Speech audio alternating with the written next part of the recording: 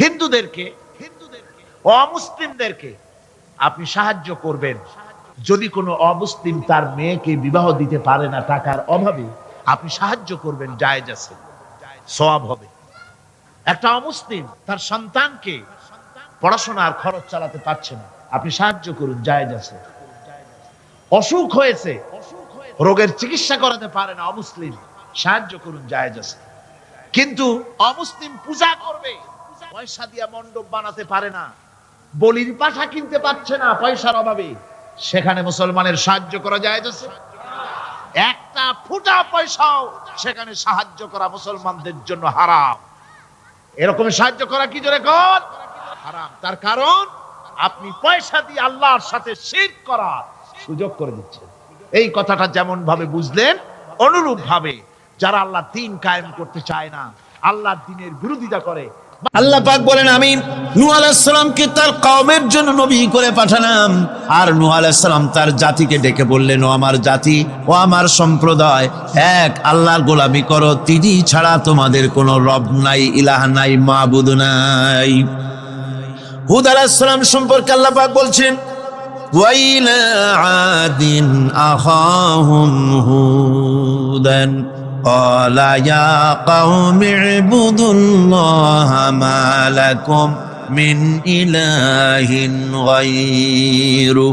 হুদকে আমি সামুদ জাতির জন্য,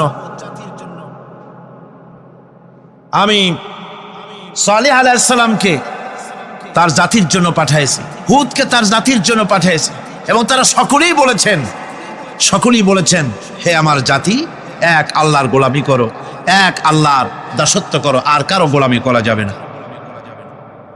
আল্লাহ পাক এরপরে বলেন, শুধু নূহ, শুধু হুদ, শুধু সালেহ আর শুআয়ব নয়, শুধু মুসা আর ঈসা নয়, ওয়ালাকাদ বা'আসনা ফি কুল্লি উম্মাতির রাসূলা আন ইবুদুল্লাহা ওয়াজতানিবুত তাগুত। আমি প্রত্যেক জাতির জন্যই রাসূল প্রেরণ করেছি এবং সকলেই দাওয়াত দিয়েছেন, আন ইবুদুল্লাহ ওয়াজতানিবুত তাগুত, এক আল্লাহর গোলামি করো, এক আল্লাহর আনুগত্য করো, আর তাগুতকে বর্জন করো। তাগুত হচ্ছে সেই শক্তি যে শক্তি শুধু নিজেই আল্লাহর আইন অমান্য করে না, অন্যদেরকেও অমান্য করতে বাধ্য করে, তাকে কি বলা হয়? কোরআনে কারীম বলছি, ওয়ামা আরসালনা মিন ক্বাবলিকা মির রাসূলিন ইল্লা নূহি ইলাইহি আন্নাহু লা ইলাহা ইল্লা আনা ফা'বুদুন।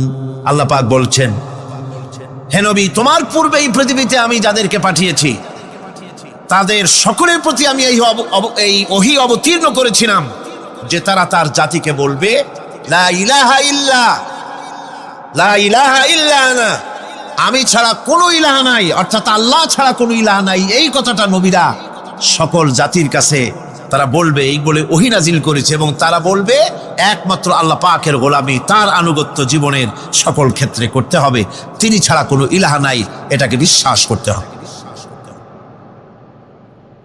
মেরাজ উপলক্ষে আল্লাহ পাক রাসূল কারীম সাল্লাল্লাহু আলাইহি ওয়াসাল্লামকে যে পেগাম দিয়েছিলেন, যে হাদিয়া দিয়েছিলেন, যে 14টি পেগাম ছিল, তার মধ্যে প্রথম পেগাম যেটা ছিল সেটা ছিল কি? وَقَضَى رَبُّكَ أَلَّا تَعْبُدُوا إِلَّا إِيَّاهُ وَبِالْوَالِدَيْنِ إِحْسَانًا। তোমার রবের পক্ষ থেকে এটা চূড়ান্ত রূপে ফয়সালা হয়ে গিয়েছে, চূড়ান্ত ফয়সালা হয়ে গিয়েছে যে দাসত্ব, গোলামি, আনুগত্য করতে হবে কেবলমাত্র আল্লাহ সুবহানাহু ওয়া তাআলা। আল্লাহ পাকের গোলামি ছাড়া কারো গোলামি করা যাবে না। এখন এই গোলামিটা কি জিনিস, আসুন আমরা ব্যাখ্যা করে আলোচনা করে বুঝতে চেষ্টা করি গোলামিটা কি। এটি হচ্ছে, এটা মানুষের একটা স্বভাবজাত প্রবৃত্তি। মানুষের সামনে মানুষ কারো না কারো আনুগত্য করতে চায়, এটা তার রুহের মধ্যে, তার রক্তের মধ্যে, তার দেহের মধ্যে এটা মিশ্রিত রয়েছে। যেমন মানুষ ক্ষুধা লাগলে ক্ষুধা নিবৃত্ত করার জন্য আহারের আশ্রয় গ্রহণ করে, ঠান্ডা লাগলে শীত বস্ত্রের আশ্রয় নেয়, ক্ষুধা লাগলে খাদ্যের আশ্রয় নেয়, গরম লাগলে বৃষ্টি হলে ঘরের মধ্যে আশ্রয় নেয়, মনের ভাষা ব্যক্ত করার জন্যে, মনের কথা ভাবের আদান প্রদান করার জন্য ভাষার আশ্রয় গ্রহণ করে। ঠিক এগুলি যেমন তার সহজাত প্রবৃত্তি, ঠিক অনুরূপভাবে উপাসনার প্রেরণা তার মধ্যে স্বাভাবিকভাবেই উপাসনার প্রেরণা তার মধ্যে ঢুকিয়ে দেওয়া রয়েছে। কারো না কারো সামনে তার মাথা নত করা এটি একটি স্বাভাবিক প্রেরণা। ইবাদতের ধারণা প্রকৃতপক্ষে এটি একটি ব্যাপক ধারণা। এর প্রথমে এটাকে দুই ভাগে ভাগ করা যায়, একটা হচ্ছে বন্দিগি এবং আনুগত্য, আর একটা হচ্ছে পূজা বা অর্চনা। বন্দিগি এবং আনুগত্যের ব্যাপারটা হচ্ছে যে উচ্চতর কোনো একটি সত্তার সামনে মাথা নত করে দেওয়া, যেটাকে আরবিতে বলা হয় ইজহারে তাজাল্লুল, নিজেকে ছোট করা, নিজেকে ছোট করা। এই নিজেকে ছোট করাটা এটা কিন্তু আল্লাহ পাক ছাড়া কারো সামনে মাথা নত করা, কথা বুঝেন না নাকি? আল্লাহ ছাড়া কারো সামনে মাথা নত করা যাবে না। আমি যখন পার্লামেন্টে ঢুকলাম সর্বপ্রথম, জীবনে তো আর যাই নাই কোনোদিন, ঢুকলাম, ঢুকে দেখি অধিকাংশ লোক ঢুকছেন রুকুর হালতে আর বেরোচ্ছেন রুকুর হালতে। কারণটা কি? আমি বুঝলাম না বিষয়টা কি, এরকম করে কেন। পরে একজনকে জিজ্ঞেস করলাম যে বিষয়টা কি। তারা বললেন যেভাবে রুলস অফ প্রসিডিওর এটা লেখা আছে, এরকম করে মাথা নিচু করে ঢুকতে হয়। কোথায় আছে? আমি রুলস অফ প্রসিডিওর নিলাম, দেখলাম তার ভিতরে সত্যি সত্যি লেখা আছে, article number 263 rules of procedure, যে বই দিয়ে, যে বিধান দিয়ে সংসদ চলে, এর ভিতরে পরিষ্কারভাবে লেখা রয়েছে সংসদ সদস্যগণ এই হাউসের ভিতরে প্রবেশ করাকালীন এবং বহির্গমনকালীন স্পিকারকে সম্মান জানাবার জন্যে মাথা নিচু করে ঢুকবেন আর বেরোবেন। আমি বিষয়টা জেনে নিলাম। এবং কথা, পার্লামেন্ট এমন একটা জায়গা যেখানে কথা বলতে চাইলেই বলা যায় না। অনেকে মনে করে তাদের এমপিরা খালি বসে থাকে, কথা কয় না কেন? আর কথা বলতে জানা লাগবে, বিধি জানতে হবে। ওখানে দাঁড়ালেই জিজ্ঞেস করে কোন বিধিতে কথা বলবে, এবং বিধি যদি জানা না থাকে তাহলে আহাম্মকের মতো খাড়ায় থাকতে হবে। আমি বিধি জানতে চেষ্টা করলাম।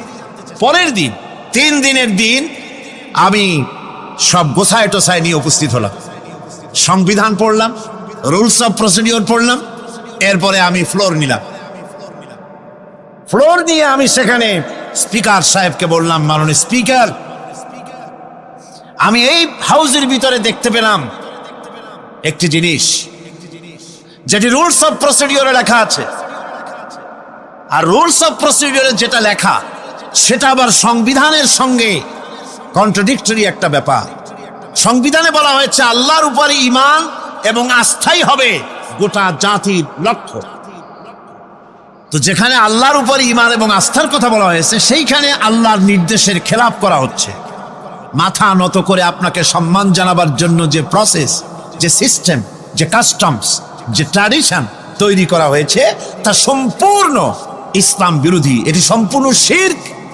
যেহেতু মানুষ আল্লাহ ছাড়া সম্মান দেখাবার উদ্দেশ্যে আর কারো সামনে মাথা নত করতে পারে, ইন্না শিরকা লাযুলমুন আযীম, এটি হলো মস্ত বড় গুনাহ, মস্ত বড় অপরাধ। আমি বললাম, রাসূল কারীম সাল্লাল্লাহু আলাইহি ওয়াসাল্লাম বলেছেন, তোমাকে যদি কেটে টুকরা টুকরা করে ফেলানো হয় অথবা তোমাকে যদি জ্বালিয়ে পুড়িয়ে ভস্ম করা হয়, তবুও তুমি শিরক করতে পারবে না।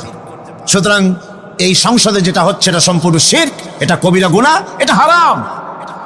এটাকে রুলস অফ প্রসিডিওর থেকে উঠিয়ে দেওয়ার জন্য, এটা বন্ধ করার জন্য আপনার প্রতি আমি আবেদন জানাচ্ছি। আমি আমার বলা শেষ করলাম, ওমা আলাইনা ইল্লাল বালাগ। যদি এটি কার্যকরী করা না হয় তাহলে আপনি এবং সংসদে যারা আছেন, যারা এটা আমল করবেন, কিয়ামতের দিন অবশ্যই আল্লাহর দরবারে আসামি হবেন। স্পিকার সাহেব, আমি অবাক হলাম, আমাদের সুশিক্ষিত স্পিকার, তিনি ডানে বায়ে কারো চেহারার দিকে তাকান নাই, কারো চোখের ইঙ্গিতে কথা বলার চেষ্টা করেননি। আমার বক্তব্য কোরআনের বক্তব্য, কথা তো আমার না, কথা কোরআনের। কোরআনের বক্তব্য তার হৃদয় স্পর্শ করেছে। সঙ্গে সঙ্গে স্পিকার বলেছেন, আমি আপনার বক্তব্যের সাথে সম্পূর্ণ একমত। কিন্তু আমি তো এটাকে উঠাইতে পারবো না, এটাকে আমি উঠাতে পারবো না, এটা আমার ইখতিয়ারের বাইরে, এজন্য আপনাকে নোটিশ দিতে হবে। আমি নোটিশ দিলাম। নোটিশ মনে হয় কোন কোল্ড স্টোরেজে আশ্রয় পেয়েছে। আমি সেটাকে গরম করতে চেষ্টা করছি। আগামী সংসদ ইনশাআল্লাহ আবার উঠাবো। যতক্ষণ পর্যন্ত সংসদ শিরক মুক্ত না হচ্ছে, আল্লাহর গোলাম এই শিরকের বিরুদ্ধে সংসদে আওয়াজ তুলতেই থাকবে ইনশাআল্লাহ।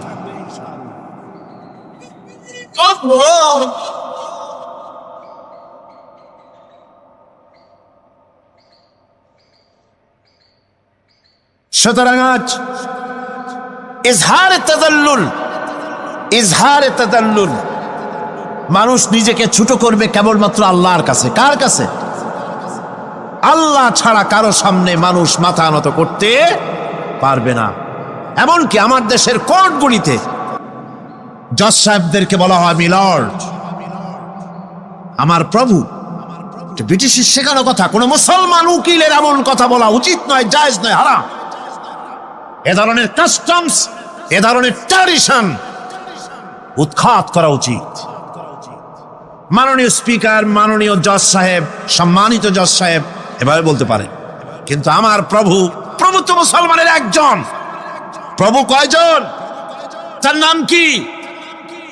এই 4-5 জনে কইলেন আল্লাহ। আল্লাহর নাম নিতে দুঃখ লাগে, ভয় করে, লজ্জা করে। চিল্লা এখন প্রভু কে? আল্লাহ সুবহানাহু ওয়া তাআলা। সুতরাং তার সামনে মাথা নত করতে হবে। এখন বন্দিগি বা আনুগত্য, আমি এই জিনিসটা একটা দৃষ্টান্তের মাঝে আপনাদের সামনে পেশ করতে চাই। খুবই গুরুত্বপূর্ণ বিষয়। আপনারা শুনলে আশা করি আল্লাহ পাক আমাদেরকে ফায়দা দান করবেন। আমি দোয়া চাই এই গুরুত্বপূর্ণ বিষয়টি যেন গুছিয়ে আপনাদের সামনে পেশ করতে পারি। আল্লাহ পাক যেন তৌফিক দান করেন। বন্দিগি বা আনুগত্য, এই আনুগত্যটার একটা দৃষ্টান্ত এভাবে দেওয়া যায়, যেমন চাকর মনিবের আনুগত্য করে। চাকর কার আনুগত্য করে? মনিবের। মনিবটা বলে, চাকর সেগুলিকে মান্য করে। এটাকে আরেকটু বড় করে যদি দেখতে চান, তাহলে এভাবে বলা যায়, জনগণ, একটা দেশের জনগণ সরকারের আনুগত্য করে। সরকার যা বলে সরকারের আনুগত্য করে। মানুষ তার নিজের অজান্তেও কোর্টে, কাছারিতে, আদালতে, রাস্তায়, নৌকায়, স্টিমারে, প্লেনে, শিক্ষাঙ্গনে, সর্বত্র একটি দেশের জনগণ একটা সরকারের আইন নিজের অজান্তেই মেশিনের মতো পালন করে চলে, ঠিক কিনা? এই দৃষ্টিতে যে পরিমাণ লোক কোন সরকারের কর্তৃত্ব সীমায় বাস করে এবং তারা আইনের অনুবর্তন করে, তাদের সম্পর্কে আমরা বলতে পারি জনগণ অমুক সরকারের আনুগত্য করছে। আর এটাকে যদি আরবিতে বলেন, তাহলে বলা যায় এভাবে, জনগণ অমুক সরকারের ইবাদত করছে, আনুগত্য করছে, দাসত্ব করছে, গোলামি করছে। এবার এই ধারণাটিকে আরো একটু প্রশস্ত করে দিন, তাহলে আপনি দেখতে পাবেন। প্রথমে বললাম মনিবার চাকর, তারপর বললাম জনগণ আর সরকার। এবার এই দৃষ্টিকে আরো প্রশস্ত করে দিয়ে বিশ্বের দিকে তাকান, মহা শূন্যের দিকে তাকান। গাছপালা, তরু লতা, কীট পতঙ্গ সব যেন কারো আইন মেনে চলছেই তো মনে হয়, নাকি কন? এবার শুনুন আল্লাহ পাক কি বলছে। আল্লাহ রাব্বুল আলামিন বলেন, আফাগাইরা দীনিল্লাহি ইয়াবগুন ওয়ালাহু আসলামা মান ফিস সামাওয়াতি ওয়াল আরদি তাওআন ওয়া কারহা। আফাগাইরা দীনিল্লাহি ইয়াবগুন, তোমরা কি আমার দেওয়া জীবন ব্যবস্থাকে ছেড়ে দিয়ে অন্যের তৈরি করা কোনো ব্যবস্থা তালাশ করো? ওয়ালাহু আসলামা মান ফিস সামাওয়াতি ওয়াল আরদ, অথচ আকাশে যা আছে, জমিনে যা আছে, সব কিছু আনুগত্যের মস্তক আমার সামনে মাথা নত করে দিয়েছে। সুবহানাল্লাহ বিহামদিহি, ঠিক কিনা? একটি ধূলি কণা থেকে শুরু করে নক্ষত্র লোক অবধি যা কিছু আমরা দেখতে পাই, যা দেখি না, সব হুকুম মানে কার? এই আইনের বৃদ্ধাচরণ করার ক্ষমতা কারো নাই। এটাকে বলা যায় গোটা বিশ্ব চরাচর আনুগত্য করছে, গোলামি করছে, ইবাদত করছে। কার করছে? আল্লাহ পাকের। এটাকে ইংরেজিতে বলা হয় ল অফ নেচার, এটাকে আরবিতে বলা হয় কানুনে ফিতরত, এটাকে বাংলায় বলা হয় প্রকৃতির আইন। এই আইনকে লঙ্ঘন করার ক্ষমতা কারো নাই। বন্ধুগণ, এই পৃথিবীর আপনি লক্ষ্য করে দেখবেন কোরআন মাজিদে এই বন্দিগিকে কোথাও ইবাদত বলেছে, কোথাও তাসবিহ বলেছে, কোথাও তাকদীস বলেছে, কোথাও সুজুদ বলেছে, কোথাও কুনুত বলেছে। আল্লাহ রাব্বুল আলামিন এই ইবাদতকে, আল্লাহ পাকের এই আনুগত্যকে বিভিন্ন শব্দে ব্যবহার করেছে। যেমন وَلَهُ مَنْ فِي السَّمَاوَاتِ وَالْأَرْضِ وَمَنْ عِنْدَهُ لَا يَسْتَكْبِرُونَ عَنْ عِبَادَتِهِ وَلَا يَسْتَحْسِرُونَ। আসমান এবং জমিনে যা কিছু আছে সব আল্লাহ পাকের, আর যে সব ফেরেশতারা তার নিকটে আছে তারা সবাই আল্লাহ পাকের বন্দেগী করছে। আল্লাহ পাকের বন্দেগী করার ভিতরে কেউ ত্রুটি করছে না। ইউসাব্বিহুনাল লাইলা ওয়ান নাহারা লা ইয়াফতুরুন। তারা রাত দিন তার প্রশংসা কীর্তনে মাথা নত করে দিয়ে কোন রকমের বিশ্রাম ছাড়া, শৈথিল্য ছাড়া সব আল্লাহ পাকের জিকির করছে, তাসবিহ করছে, আনুগত্য করছে। আকাশের সমস্ত ফেরেশতারা, কত ফেরেশতা তার তো কোনো ঠিক ঠিকানা নাই। কত লক্ষ লক্ষ ফেরেশতা আছে শুধু রুকুর হালতে আছে, কেউ তো সেজদার হালতে আছে, কেউ তো কিয়ামের হালতে আছে। আর যার উপরে যে ডিউটি আছে সেই ডিউটি পালন করছে, সব আল্লাহ পাকের আনুগত্য করে চলছে। এভাবে করে আল্লাহ পাক বলছেন যে আমার আনুগত্য এবং আমার তাসবিহ, আমার গুণকীর্তন করার জন্য সবাই এর মধ্যে ব্যস্ত আছে। ইউসাব্বিহু লিল্লাহি মা ফিস সামাওয়াতি ওয়া মা ফিল আরদ আল মালিকিল কুদ্দুসিল আজিজিল হাকীম। ইউসাব্বিহু লিল্লাহি, তাসবিহ পড়ছে, সাব্বাহা ইউসাব্বিহু তাসবিহান। তাসবিহ পড়েছে, তাসবিহ পড়ছে, তাসবিহ পড়বে। কিয়ামত পর্যন্ত যা কিছু আছে আকাশে, যা কিছু আছে জমিনে, যা কিছু আছে এর মাঝখানে সব তাসবিহ পড়ছে। কার? আল্লাহ পাকের জিকির করছে, তাসবিহ করছে। হযরত ইউনূস আলাইহিস সালাম মাছের পেটে যখন ঢুকে পড়েছিলেন, যখন নিজের জীবন সম্পর্কে হতাশ হয়ে গিয়েছিলেন, তখন তিনি শুনতে পাচ্ছিলেন চতুর্দিকে যে সমস্ত জলচর প্রাণী আছে, হাত্তাকে সমুদ্রের তলদেশের, দরিয়ার তলদেশের বালুকণা, পাথরের নুড়ি, শৈবাল সব কিছু থেকে আল্লাহ পাকের জিকির হচ্ছে। ভিতর থেকে আওয়াজ আসতেছে আল্লাহ আল্লাহ আল্লাহ আল্লাহ আল্লাহ আল্লাহ আল্লাহ আল্লাহ আল্লাহ। জোরে বলেন আল্লাহ আল্লাহ আল্লাহ আল্লাহ আল্লাহ আল্লাহ আল্লাহ। হযরত ইউনূস আলাইহিস সালাম তখন বললেন লা ইলাহা ইল্লা আনতা সুবহানাকা ইন্নী কুনতু মিনাজ জালিমিন। পড়েন সবাই, লা ইলাহা ইল্লা আনতা সুবহানাকা ইন্নী কুনতু মিনাজ জালিমিন। লা ইলাহা ইল্লা আনতা, তুমি ছাড়া কোনো ইলাহ নাই। আমি তোমার প্রশংসা করছি, আমি তোমার পবিত্রতা ঘোষণা করছি। আমি নিজের উপরে জুলম করেছি। গাছপালা, তরুলতা সব তাসবিহ পড়ছে, জিকির করছে। কার? আল্লাহ পাক। এই জন্য রাসূল কারীম সাল্লাল্লাহু আলাইহি ওয়াসাল্লাম বলেছেন গাছের পাতাটিও ছিল না, প্রয়োজন হলে গাছটা কেটে ফেলো, কিন্তু বিনা প্রয়োজনে গাছের পাতাও ছিল না, কারণ গাছের পাতা আল্লাহ পাকের জিকির করছে। কার জিকির করে? গাছপালা, তরুলতা, কীট পতঙ্গ সব আল্লাহ পাকের তাসবিহ করছে, জিকির করছে। কোরআনে কারীম বলছে ওয়ালিল্লাহি মুলকুস সামাওয়াতি ওয়াল আরদি ওয়া ইলাল্লাহিল মাসির। আকাশমণ্ডল এবং জমিনের বাদশাহী আল্লাহ পাকের, এবং তারই কাছে আমাদের সকলকে ফিরে যেতে হবে। মালিক হচ্ছেন তিনি, আর তার তাসবিহ আকাশ জমিন যা দেখতে পাই যা দেখতে পাই না, এর মধ্যস্থিত যা কিছু আছে সব কিছুই আল্লাহ পাকের তাসবিহ গুণকীর্তনে সব নিরত আছে। অন্য আয়াতে আল্লাহ পাক বলেন ওয়ালাহু মান ফিস সামাওয়াতি ওয়াল আরদি কুল্লুন লাহু কানিতুন। আসমান এবং জমিনে যা আছে তা সবই আল্লাহর নির্দেশের সামনে মাথা নত করে দিয়েছে। শুধু তাই নয়, الشمس والقمر بحسبان والنجم والشجر يسجدان। সূর্য এবং চন্দ্র হিসাব অনুযায়ী আবর্তিত হচ্ছে, এবং বৃক্ষ এবং নক্ষত্ররাজি সেজদায় রত হয়ে আছে। সব আল্লাহ পাকের সামনে মাথা নত করে দিয়েছে। এই ইবাদত, তাসবিহ, আজ্ঞা অনুবর্তিতা, নিয়ম অনুবর্তিতা, সচেতনতা, সকল কিছু সকলেই মিলে আল্লাহ পাকের একটি ধূলিকণা থেকে শুরু করে পাহাড় পর্বত পর্যন্ত সব আল্লাহর নিয়ম কানুন মেনেই চলছে।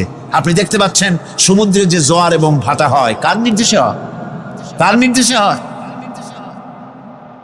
আরো লক্ষ্য করুন, সমুদ্রের পানি লবণাক্ত। এই নোনা পানি, সমুদ্রের নোনা পানিগুলি পদ্মা, মেঘনা, যমুনা, ব্রহ্মপুত্র, শীতলক্ষা, সুরমা, এসব মিষ্টি পানির ভিতরে জোয়ারের টানে লবণাক্ত পানিগুলি ঢুকে যায়। আবার ভাটির টানে মিষ্টি এলাকার পানিগুলি সব গিয়ে সমুদ্রের মধ্যে নোনা পানির মধ্যে চলে যায়। মাঝখানে কোনো পার্টিশন নাই, মাঝখানে কোনো হেজাব নাই, কোনো বেড়া নাই, বাদ নাই। অথচ নোনা পানি মিষ্টি পানির ভিতরে গিয়ে মিষ্টি পানিরে নোনা বানায় না, নোনা পানি মিষ্টি এলাকায় গিয়ে মিষ্টি পানিরে নোনা বানাইতে পারে না। এই যে আল্লাহ পাকের হুকুম মেনে সব চলতেছে, জোয়ার ভাটাগুলি হতেছে, রাত আর দিন চলতেছে। রাত 12টার সময় সূর্য এসে বলে না রাত সর, আমি এখন দিন বানায় ভালাবো। বেলা 12টার সময় রাতের আগমন করতে পারে না।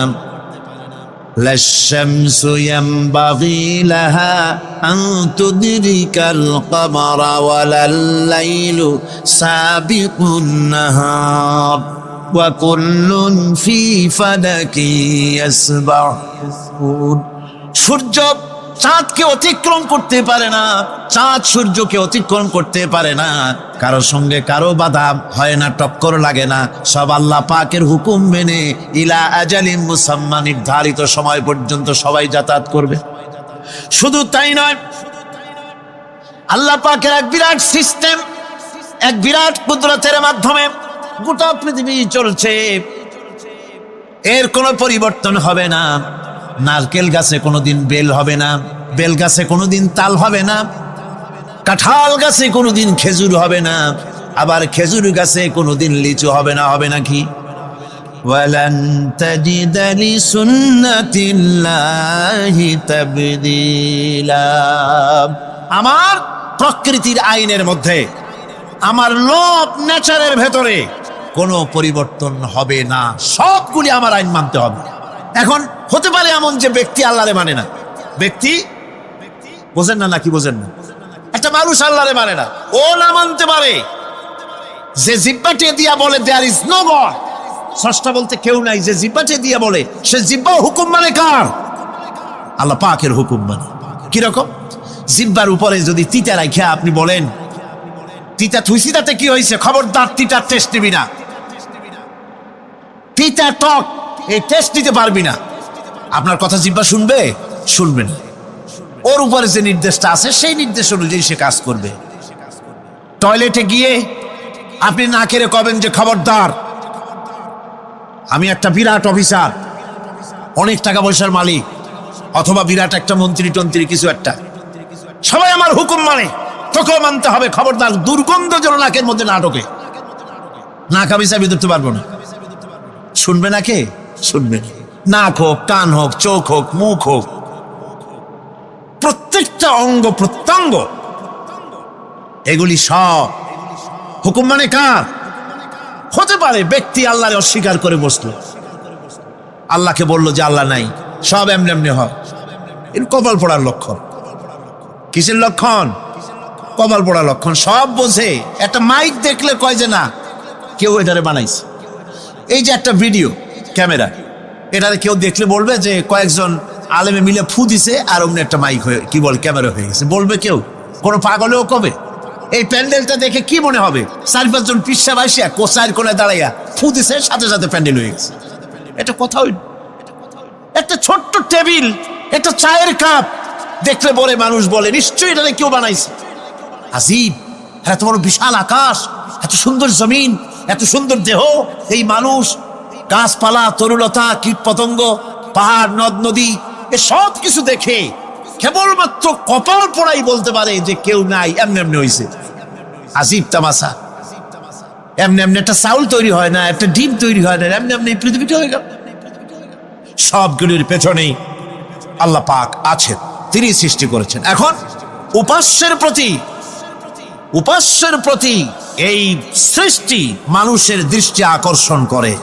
উপাস্য পাও না, কে আল্লাহ তা ঠিক পাও না, তা দেখাবার জন্য এই পৃথিবীর আল্লাহর সৃষ্টি প্রত্যেকটি পদার্থ, প্রত্যেকটি জিনিস ইঙ্গিত করে নিঃসন্দেহে কেউ না কেউ আছে, আর তার নাম হচ্ছে আল্লাহ। তার নাম কি? আরো জোরে বলেন, নাম কি? আল্লাহ পাক। এখন প্রশ্ন ওঠে, আল্লাহরে বানাইছে কেডা? বলে তো মুরগি আগে না ডিম আগে? ডিম যদি আগে হয়ে থাকে তো ডিমটারে পারলো কে? আর মুরগি যদি আগে হয়ে থাকে, কোথার থেকে মুরগি এসে উড়ে এসে জুড়ে বসলো, আইলো কই থেকে? আল্লাহ যদি একজন থেকেই থাকেন তাহলে তার স্রষ্টাকে? এই প্রশ্ন তুলেছেন বার্টন রাসেল। প্রশ্ন তুলেছে স্রষ্টার স্রষ্টাকে। তা আমি দেখলাম এক আর্মি অফিসার একটা বই লিখেছেন, আমার এত ভালো লাগলো। বইটার নাম হচ্ছে আল কোরআন দ্য চ্যালেঞ্জ, মহাকাশ পর্ব। দারুণ লিখেছেন তিনি, আপনারা যদি পান খুঁজে নিয়ে পড়বেন। সে বইয়ের শেষ ভাগে গিয়ে তিনি এটার জবাব দিয়েছেন, স্রষ্টার স্রষ্টাকে তাই তুমি তালাশ করো। কানা চায় মানে কুজো চায় শীতই শুইতে। একটা লবণ কণার দৃষ্টান্ত তিনি দিয়েছেন। একটা লবণ কণা, একটি লবণ কণার ভিতরে যতগুলি মলিকুল থাকে, একটা লবণ কণার ভিতরে যতগুলি ক্যালাস থাকে, একটা লবণ কণার ভিতরে যতগুলি উপকরণ আর উপাদান থাকে, অর্থাৎ একটা লবণ কণা যত উপকরণ, যত উপাদান ধারণ করে, তার ধারণ ক্ষমতা যতখানি, এতখানি জিনিস ধারণ করতে 1000 বার্টন রাসেলের মগজের দরকার। একটা লবণ কণা, সেইটা চিন্তা করাই কঠিন। আর এত বড় মহাবিশ্ব যিনি সৃষ্টি করেছেন তার স্রষ্টাকে তালাশ করতে চাও, এটা কি স্বাভাবিক কথা? এটা পাগলের প্রশ্ন হতে পারে, এটা পাগলের প্রশ্ন হতে পারে। গ্যাগারিন টিটপ আর প্রথম মহাশূন্যচারী ছিল। গ্যাগারিন বেটা মহাশূন্য ঘুরি টুরি আসে কয় কি, কয় যে মুসলমানেরা যারে কয় আল্লাহ, হিন্দুরা যারে কয় ভগবান, খ্রিস্টানরা যারে কয় গড। মহাশূন্য এত ঘুরলাম, আল্লাহরেও দেখলাম না, ভগবানও দেখলাম। আজীব তামাশা। তুমি তো তোমার শরীরটাই দেখো না, তোমার শরীরটাই তো তুমি দেখতে পাও না। তোমার মাথার তালুটা কেমন তা কি দেখছো কখনো? আয়না নিচের দিকে দিয়ে, ঠ্যাং উপরের দিকে দিয়ে তাকাইলে যদি দেখো মাথার তালু কেমন। নিজের ঘাট দেখো না, পিঠ দেখো না, নিজের হিপ দেখতে পারো না। আয়না টায়না 4-5টা না নিয়ে দেখার উপায় নাই কোন জায়গায় কি আছে শরীরে। নিজের শরীরটাই দেখো না, কত বড় সাহস! এই শরীরের স্রষ্টাকে দেখতে চাও? লা তুদরিকুহুল আবসার। কোন দৃষ্টি শক্তি তাকে মুহাইয়া করতে পারবে না। তার দৃষ্টি সকলকে আয়ত্ত করবে, কিন্তু পৃথিবীর কোন দৃষ্টি শক্তি তাকে আয়ত্তের ভিতরে নিতে পারবে না। মুসা আলাইহিস সালামের মতো পয়গম্বর, তিনি বলেছিলেন রব্বি আরিনি, রব্বি আরিনি, আল্লাহ আমি তোমারে দেখতে চাই। আল্লাহ পাক বলেছেন লান তারানি, কখনোই দেখতে পারবা না। সুবহানাল্লাহ ওয়া বিহামদিহি। সুতরাং এই পৃথিবীর সব কিছু ইঙ্গিত করে যে একজন আছেন, একজন আছেন। এই ফুলের সৌন্দর্য যিনি দিলেন, ফুল দেখা যায়, সৌন্দর্য দেখা যায়, কিন্তু গন্ধ দেখা যায় না। এই পানির মিষ্টতা, মিষ্টি পানি, ফুলের গন্ধ, জোনাকি পোকার আলো, এই যে সুন্দর সুন্দর জিনিস দিয়ে আল্লাহ পাক এই বিশ্বকে সজ্জিত করেছেন, এ সব কিছুই ইঙ্গিত করে নিঃসন্দেহে একজন আছেন, আর যিনি আছেন তার নাম হচ্ছে কি? আল্লাহ। জোরে বলেন, তিনি কে? আল্লাহ। এখন এই স্রষ্টাকে চিনতে মানুষের বড্ড হয়রানি স্রষ্টাকে চেনার জন্য। এই স্রষ্টাকে খোঁজার জন্য, চেনার জন্য মানুষ শক্তি পূজা আরম্ভ করলো। ওই যে আমি আগে বলেছি, মানুষের মধ্যে একটা স্বাভাবিক প্রেরণা এই কারো না কারোর সামনে মাথা নত করে দেবে। সেজন্য মানুষ, কেউ তো আগুনকে পূজা করলো, আগুনের ভিতরে শক্তি আছে বলে আগুনের সামনে মাথা নত করে দিল, পাহাড়ের সামনে মাথা নত করে দিল, মূর্তি বানাইয়া মূর্তির সামনে মাথা নত করলো, কাঠের মূর্তি, মাটির মূর্তি বানাইয়া তার সামনে মাথা নত করে দিল। এগুলির সামনে যদি তুমি মাথা নত করলে, এগুলি কি মাছির মতো একটা ছোট্ট প্রাণীও বানাতে পারবে? এই চ্যালেঞ্জ কার? আল্লাহ পাকের। কোরআন শরীফে আল্লাহ পাক বলেছেন, নবী ওদের বলেন, ওরা কি মাছির মতো ছোট্ট একটা প্রাণী বানাতে পারবে? পারবে না। এমন কি ওদের সামনে যে খাদ্যগুলি রাখা হয়, মূর্তি টুর্তি বানায় সামনে যে খাদ্য রাখা হয়, এই খাদ্যের উপরে যদি মাছি পড়ে, খাবারগুলি উড়াই নিয়ে যায়, অথবা ওদের নাকের উপর এসে যদি মাছি এসে পড়ে, এই মাছিটাকে এতগুলো হাত সাথে একটা টোকা দিয়ে একটা মাছিকে উড়াই দিতে পারবে না। পারবে না। সুতরাং বুঝতে হবে, একথা বুঝতে হবে, স্রষ্টাকে তালাশ করতে গিয়ে মানুষেরা আগুনের পূজা করলো, পাথরের পূজা করলো, গাছের পূজা করলো, মাছের পূজা করলো, সাপের পূজা করলো, বাঘের পূজা করলো, শেষ পর্যন্ত সেক্সুয়াল অর্গান, এটার বাংলা করলাম না, এটারও পূজা করলো। এটাকে একটা শক্তির প্রতীক মনে করে এটার সামনেও মাথা নত করলো। বন্ধুগণ, মাটির পূজা করলো, জমিনকে নিজের মা মনে করে এটার পূজা করলো। অথচ আল্লাহ পাক পরিষ্কার করে বলে দিয়েছেন, লা ইলাহা ইল্লা আনা ফা'বুদুন, আমি ছাড়া কোনো ইলাহ নাই, আল্লাহ ছাড়া কোনো ইলাহ নাই। কোরআনে কারীম বলছে, ইন্নাল্লাযীনা তাদউনা মিন দুনিল্লাহি ইবাদুন আমসালুকুম। আল্লাহ পাক বলেন, আমাকে বাদ দিয়ে তোমরা যার সামনে মাথা নত করো, যার সামনে পূজা করো, অর্চনা করো, বন্দিগি করো, ওটা তোমার মতো আমার আরেকটি গোলাম। তুমি যেমন আমার গোলাম, ওটাও আমারই গোলাম। একটু জোরে সরে জিকির করেন, লা ইলাহা ইল্লাল্লাহ, লা ইলাহা ইল্লাল্লাহ, লা ইলাহা ইল্লাল্লাহ, লা ইলাহা ইল্লাল্লাহ, লা ইলাহা ইল্লাল্লাহ,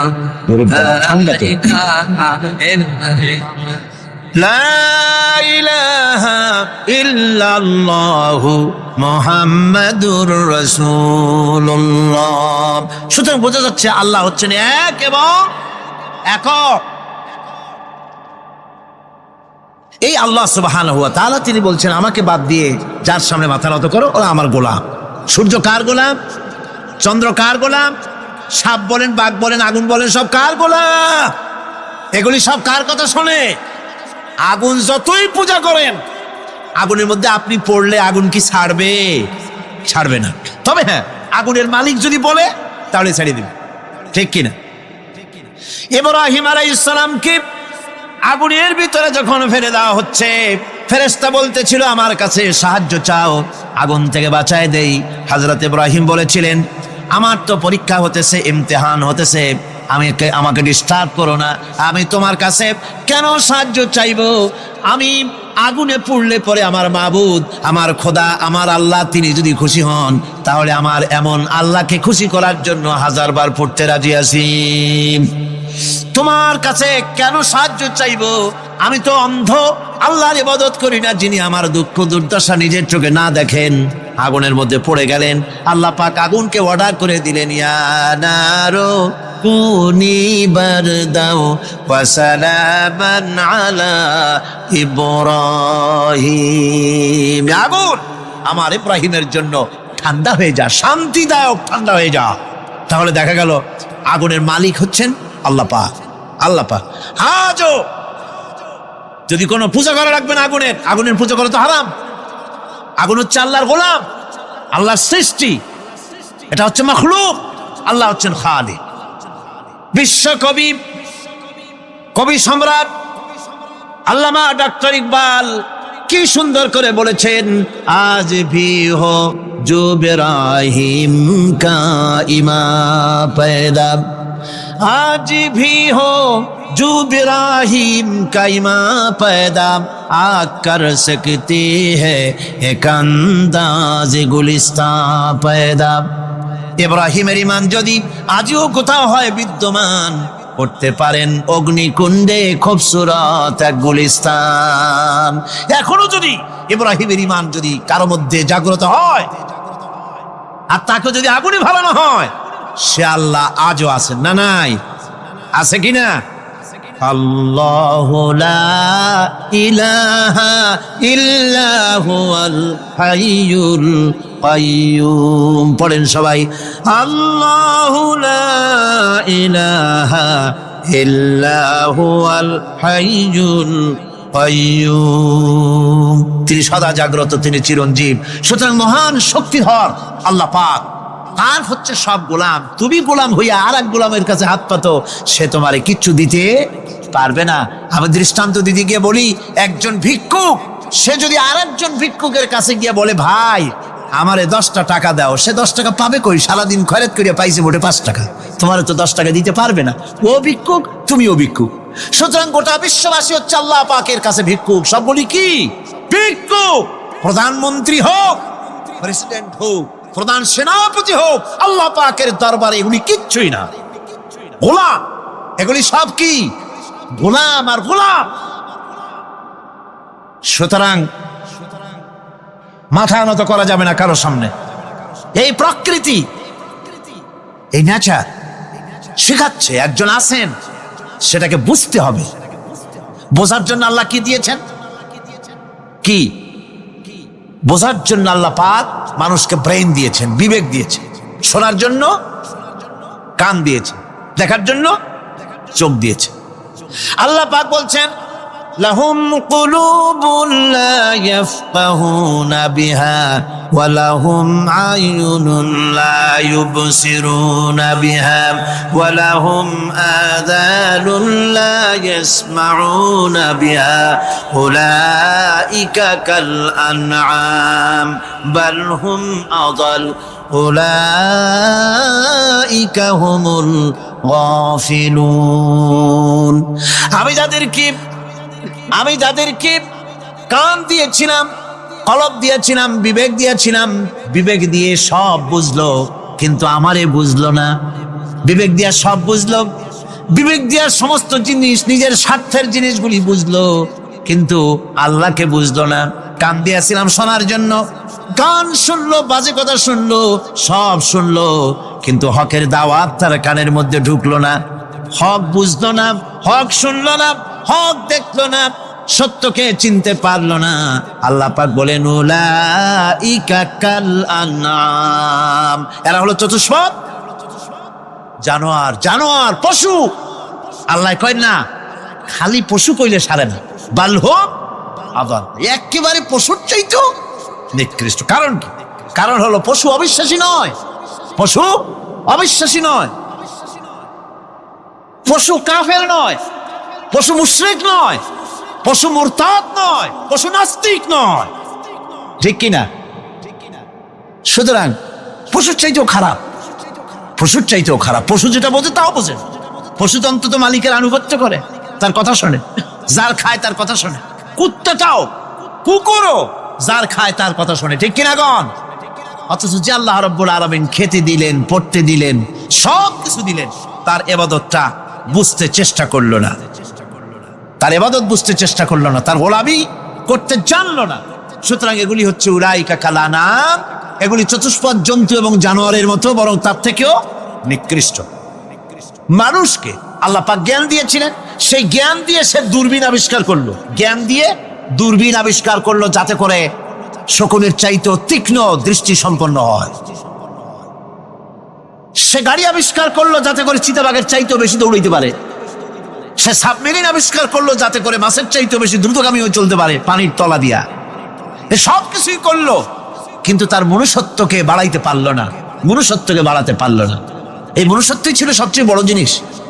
কবি বলছেন, মুঝে ये डर है कि दिले जिंदा तो ना मर जाए, मुझे ये डर है कि दिले जिंदा तो ना मर जाए, कि जिंदगानी इबारत है तेरे जीने से, मुझे ये डर है कि दिले जिंदा तू ना मर जाए।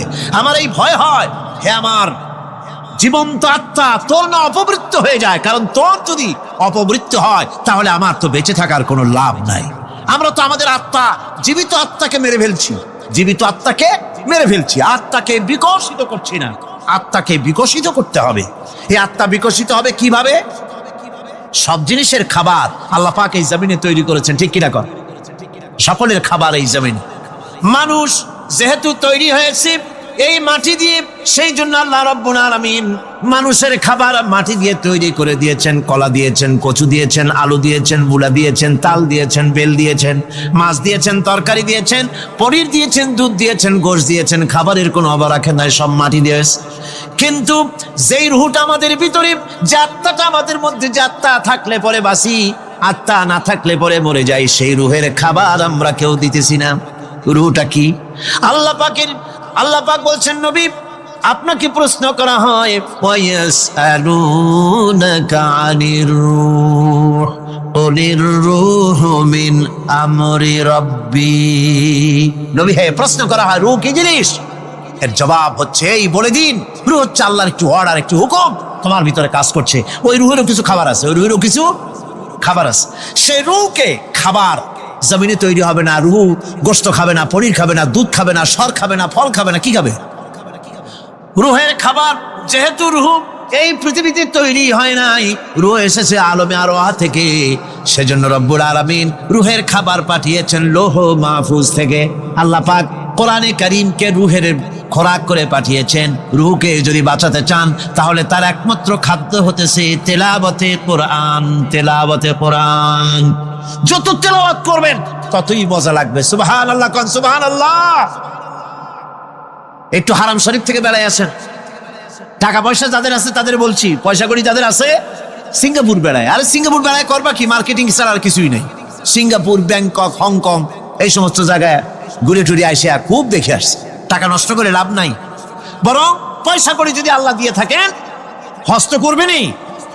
পয়সা করি বেশি থাকলে রমজান মুবারকে ওমরা করে এসেন। রাসূল করিম সাল্লাল্লাহু আলাইহি ওয়াসাল্লাম বলেছেন, যে ব্যক্তি রমজান মুবারকে ওমরা করলো সেজন্য আমার সাথে হজ আদায় করলো। কেন বলছি? এই জন্য বললাম, আল্লাহ পাক আমাকে কয়েকবার নসিব করেছেন। সেখানে যখন রমজান মুবারকে যখন তেলাওয়াত হতে থাকে তারাবিহের ভেতরে, মনে হচ্ছে যেন আকাশ থেকে ওই নাজিল হতেছে। মানুষের চোখের পানি, নাকের পানি একাকার হয়ে যায় হারাম শরীফের ভিতরে। সেখানে তো মোনাজাত সারা বছর মোনাজাত হয় না, মোনাজাত হয় রমজান মুবারকে বেতেরের নামাজের ভিতরে। বেতেরের নামাজের ভিতরে ইমাম সাহেব হাত তুলে মোনাজাত করেন। অন্তত 8 থেকে 10 লক্ষ মানুষ হজের মৌসুমের মতো কাঁদতে কাঁদতে পাগল হয়ে যায়। কোরআন কি মজা! কোরআন হচ্ছে রুহের খাবার। আমরা তো রুহের খাওয়াই না। ঘোড়ার উপরে চড়ি, গাধার উপরে চড়ি, ঘোড়ারে গাধারে জন্মের মতো মোটেই খাইতে দেই না, নিজে খাই জন্মের মতো। খাইয়া ঘোড়ারে খাইতে দেওয়া হয় না, গাধারে খাইতে দেওয়া হয় না। ফলে ওর উপরে যখন সওয়ার হয় তখন ঘোড়া গাধা না খাইতে খাইতে একদিন চার দিকে দিয়া জায়গায় সিটে মরা ছাড়া আর কোনো পথ থাকে না। আমাদের মানুষেরা খায় কি? সুবহানাল্লাহ। এই যে শবে বরাত আসতেছে, কি যে খাবে! দিশা আগের থেকে লিস্ট তৈরি হয়ে যায় কতটা আইটেম তৈরি করা হবে। রমজান মাসে আল্লাহ একটু কম টম মান্দায় খাবে। একটা রমজান মাস আল্লাহ দিলেন, সেই রোজার মাসে যে সারাদিন খায় না, এটাকে উসুল করে ইফতারের সময় সে যে কত খাবার, চোখ সারা বড় হয়ে যাবে দেখলে। পেঁয়াজি, বেগুনি, হালিম, শরবত, তরমুজ, বেল, কলা, কচু, না কি খাইতে খাইতে মাগরিবের রক্ত শেষ। কয় ভাই নামাজটা কোন রকম পড়ে আসি, তারপরে খাবো না। আবার গেল নামাজ পড়তে, আবার এসে খাইলো, খাইয়া তারপরে আবার ভাত খাইলো। কেমনি যে খায় আল্লাহ জানে, গলায় আঙ্গুল দিলে পাওয়া যায়। এরকম খাইয়া তারপরে তারাবি পড়তে দাঁড়ায় না। জনমের মতো খাইলে পরে তো অলস হবে শরীর। তারাবি পড়তে দাঁড়াইছে, লম্বা কেরাত হচ্ছে, উনি রুকুতে আছে, ইমাম সেজদায় চলে গেছে, ওনার খবর নেই। অথবা উনি সেজদায় পড়ে আছেন, ইমাম কোথায় উঠে গেছে তার খবর নেই। সুবহানাল্লাহ। সুতরাং নিজে খাইয়া পেটটারে দুম্বার মতো সাইজ বানাইয়ে কোনো লাভ নাই। পেট বড় বানাবেন না, সিনা বড় বানান। সিনা বড় বানান, সিনার ভিতরে কোরআন ধারণ করেন, মজা পাবেন। এই আল্লাহ রাব্বুল আলামিন এত বড় নিয়ামত, এই কোরআন, এর থেকে বড় নিয়ামত পৃথিবীতে আর নাই। শ্রেষ্ঠ নিয়ামত, এর থেকে বড় নিয়ামত আছে ভাই? এই শ্রেষ্ঠ নিয়ামতকে পড়তে শিখুন, বুঝতে শিখুন, হেদায়েতের সবের মধ্যে আছে। সুতরাং আল্লাহ রাব্বুল আলামিন মনুষ্যত্বকে, আত্মাকে বিকাশ করার জন্য কোরআনে কারীম দিয়েছিলেন। মানুষ এই জ্ঞান দিয়ে আবিষ্কারের পিছনে চলে গেল। হ্যাঁ, আবিষ্কার দরকার আছে, মোটেই আমি এটাকে অস্বীকার করি না, সব দরকার, কিন্তু সেই সাথে আল্লাহ পাকের সাথে যে সম্পর্কটা থাকা দরকার ছিল, সেই সম্পর্ক থেকে মানুষ নিজেকে বিচ্ছিন্ন করেছে। কোরআনে কারীমে আল্লাহ পাক বলছেন, লাকাদ খালাকনাল ইনসানা ফি আহসানি তাকওয়িম। সব থেকে সুন্দর করে বানিয়েছি কারে? মানুষ। চিল্লা এখন কারে? মানুষ হলো সবচাইতে সুন্দর, সবচাইতে সুন্দর সৃষ্টি আমার। ওগুলা, এই মানুষগুলি হচ্ছে আশরাফুল মখলুকাত। মানুষ কি মখলুকাত? সৃষ্টির সেরা। আপনারা সৃষ্টির সেরা হইলেন কি দিয়া? আপনারা কি বাঘের মতো দৌড়াতে পারেন? বল্লার মতো হুল ফুড়াইতে পারেন? কুচ্চার মতো কামড়াইতে পারেন? হাতির মতো শক্তি আছে? গরিলার মতো শক্তি আছে? মাছের মতো সাঁতরাইতে পারেন? সাপের মতো ক্রুদ্ধতা আছে? সিংহের মতো হিংস্রতা আছে? তো কিসের, কোন দিক থেকে আপনি আশরাফুল মখলুকাত হলেন? আশরাফুল মখলুকাত হয়েছেন জ্ঞানের কারণে। কিসের কারণে? সেই জ্ঞানটার জন্যই তো আপনি সৃষ্টির সেরা। এই সৃষ্টির সেরা মানুষ, সুন্দর মানুষ, এই মানুষগুলি সুম্মা রাদাদনাহু ফি আসফালা সাফিলিন।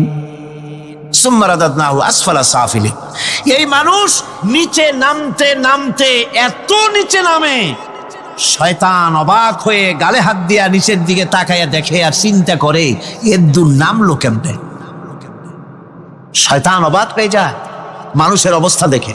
আজ America, British parliament, American parliament আইন পাস করে পুরুষে পুরুষে বিবাহ জায়েজ করে দিয়েছে সেখানে। নাউযুবিল্লাহি মিন যালিক। শয়তানের চাইতে অনেক কিছু। শয়তানও এইসব কাম জানেও না, বোঝেও না। শয়তান তো ভালো, কুত্তাও জানে না, ঠিক কিনা কন? কুকুরেও সমকামিতা করে না, শুয়ারেও করে না, গাধায়ও করে না। মানুষ কোথায় নামছে? এই মানুষ সৃষ্টির সেরা বানিয়েছিলাম, শয়তানের চাইতে নিকৃষ্ট হয়ে গেল। আল্লাহ পাক বলেন, ইল্লাল্লাযীনা আমানু ওয়া আমিলুস সালিহাতি ফালাহুম আজরুন গায়রু মামনুন। কিন্তু যারা ঈমান এনেছে, আমলে সালেহ করেছে, তাদের জন্য রয়েছে অফুরন্ত পুরস্কার। এই অফুরন্ত পুরস্কার আল্লাহ রাব্বুল আলামিন দান করবেন যারা নাকি মুমিন বান্দা, যারা নাকি ইবাদত করবে তাদের জন্য। এখন আমি আপনাদেরকে বলতেছিলাম যে ইবাদত গোলামি অর্থে, এর গোলামির পূর্ণ অর্থ সেটা হচ্ছে যে ব্যক্তি, পরিবার, সমাজ ও রাষ্ট্র, জীবনের সকল ক্ষেত্রে গোলামি করতে হবে কার? আল্লাহ পাকের। এই ইবাদত শব্দটাকে কোরআনে কারিমে কয়েকটা অর্থে ব্যবহার করা হয়েছে। সে অর্থগুলি আমাদের জানা দরকার। যেমন ইবাদত এবং দাসত্ব অর্থে আল্লাহ পাক বলছেন, সুম্মা আরসালনা মূসা ওয়া আখাহু হারুনা বিআয়াতিনা ওয়া সুলতানিম মুবিন। অথবা মূসা এবং তার ভাই হারুনকে আমার নিদর্শন দিয়ে তাদেরকে সুস্পষ্ট রূপে প্রমাণ সহ ফেরাউন এবং তার সভাসদের কাছে আমি পাঠিয়ে দিলাম। তারা যখন তাদের কাছে গিয়ে দ্বীনের দাওয়াত দিল, তখন তারা কি বলল? ফাকালু আনুমিনু লিবাশারাইনি মিসলিনা ওয়া কওমুহুমা লানা আবিদুন। আমি যখন তাদেরকে পাঠালাম, তারা যখন দ্বীনের দাওয়াত দিলেন, ইবাদতের দাওয়াত দিলেন, তখন তারা বলল, আমরা কি এমন আমাদেরই মতো দুজন মানুষের আনুগত্য করব? এখানে আবিদুন অর্থাৎ দাসত্ব, আমরা কি তার দাসত্ব করব? এই দাসত্ব একমাত্র আল্লাহরই হতে পারে, আর কারো হতে পারে না। সেজন্য কোরআনে কারীম অন্যত্র বলছে, ইয়া আইয়ুহাল্লাযীনা আমানু কুলু মিন তাইয়্যিবাতি মা রাযাকনাকুম ওয়াশকুরু লিল্লাহি ইন কুনতুম ইয়্যাহু তা'বুদুন। হে ঈমানদারেরা, তোমরা যদি আমার ইবাদত করো তবে আমি তোমাদেরকে যে সব পবিত্র জিনিস দান করেছি তা খাও এবং আল্লাহর শুকর আদায় করো। তো ইবাদত আল্লাহ পাকের করলে আল্লাহ পাক তাদেরকে খেতে দিবেন, পড়তে দিবেন, সবকিছু আল্লাহ পাক করে দিবেন।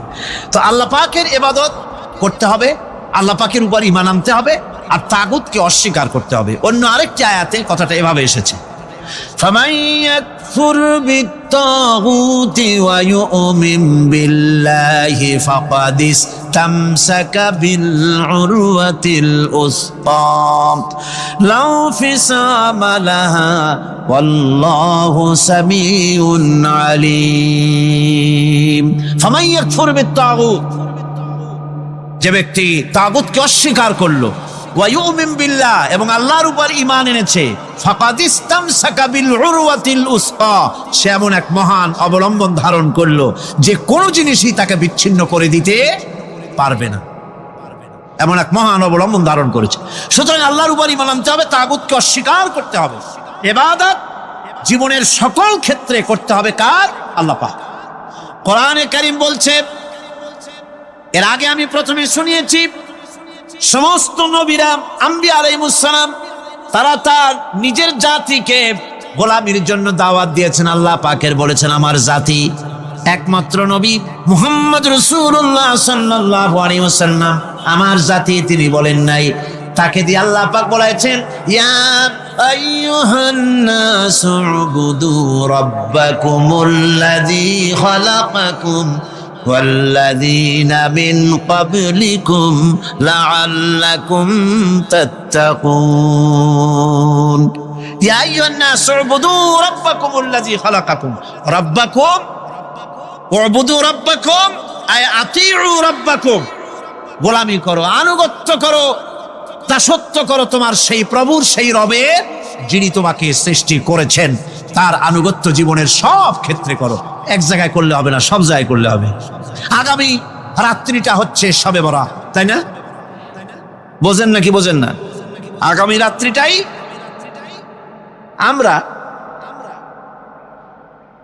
আমরা হচ্ছে সেই ধরনের মানুষ, মিনিমাম লেবার ম্যাক্সিমাম প্রফিট।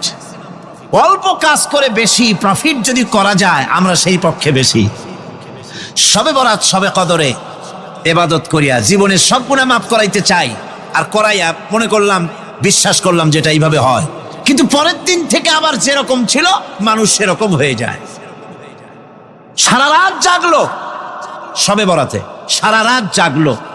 সকালবেলায় যে ব্যবসায়ী সারা রাত জাগলো, সকালবেলায় দোকানে দিয়ে ওজনে কম দেওয়ার অভ্যাসটার পরিবর্তন হইল না। যে কৃষক সারা রাত জাগলো, পরের দিন জমিনের আইল ঠেলার অভ্যেসটা পরিবর্তন হলো না।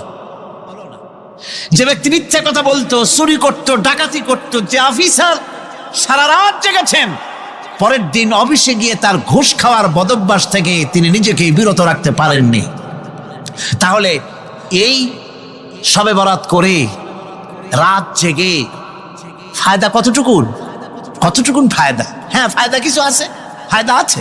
সেটা হলো পায়াস খাওয়া, সেটা হলো গোশত খাওয়া, রুটি খাওয়া, এই ফায়দা তো হবেই, এগুলি হয়। কিন্তু আপনার মূল ফায়দা হবে কি করে যদি আপনার অভ্যাসের পরিবর্তন না হয়? কথা বোঝেন কিনা? মূল অভ্যাসের তো পরিবর্তন করতে হবে।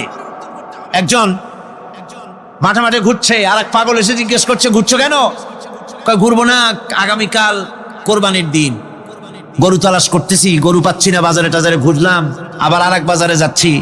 আরে বাজারে গরু কেন? মাঠে কত গরু আছে, একটা ধরে জবাই দিলেই তো হয়। লোকটি বলছে, দেখো পরের গরু জবাই দিলে তা তো গোনা হবে। কয় না, তুমি অঙ্ক বোঝো না। গরু জারি হোক, কোরবানির দিনে গরু জবাও যদি করো তাহলে সওয়াব তো একটা হবে। কোরবানি উপলক্ষে জবাও করছে, একটা সওয়াব পাবা না? তো কোরবানির জন্য একটা সওয়াব হবে, আর চুরির জন্য অবশ্যই একটা পাপ হবে। কোরবানি যখন দিবা তো কোরবানির সওয়াব আর চুরির পাপ ভগ্নাংশের মতো কাটাকাটি হয়ে যাবে, গোশত খাবা ফাও। তো মানুষের অবস্থা তো তাই হয়েছে। মানুষের অবস্থা হয়েছে শবে বরাতে সারা রাত জাগবো, কান্দাকাটি করব, ফাও ফাও গুনাহ মাফ হয়ে যাবে, আর গোশত রুটি তো আসি যদ্দূর পারলাম খাইলাম। পরের দিন টু ফুর্তি, নো চিন্তা। নাউযুবিল্লাহি মিন যালিক। এই কান্দারও দাম নাই, আর এই ধরনের রাত জাগারও দাম নাই, এই ধরনের ইবাদত করেও দাম নাই। ইবাদতটা হচ্ছে জীবনের সব ক্ষেত্রে ইবাদত করতে হবে। ইবাদত সম্পর্কে মিস ইন্টারপ্রিটেশন যেটা এসেছে, ভুল অর্থ যেটা এসেছে, সেই ভুল অর্থের কারণে মানুষ শুধু মনে করে নামাজ রোজা হজ যাকাতই শুধু ইবাদত না। ইবাদত হচ্ছে জীবনের সকল ক্ষেত্রে। গোলামিটা হতে হবে আল্লাহ পাকের সব জায়গায়। পার্লামেন্টে গোলামি হবে কার? কোর্ট কাছারিতে কার? অফিস আদালতে কার? স্কুলে কলেজে কার? খেতে খামারে কার? রান্নাঘরে, নিজের ঘরে, পরিবারে, সব জায়গায় আনুগত্য কার? কেবলমাত্র আল্লাহ সুবহানাহু ওয়া তাআলার হুকুম অনুযায়ী জীবন পালন করার নামই হচ্ছে ইবাদত।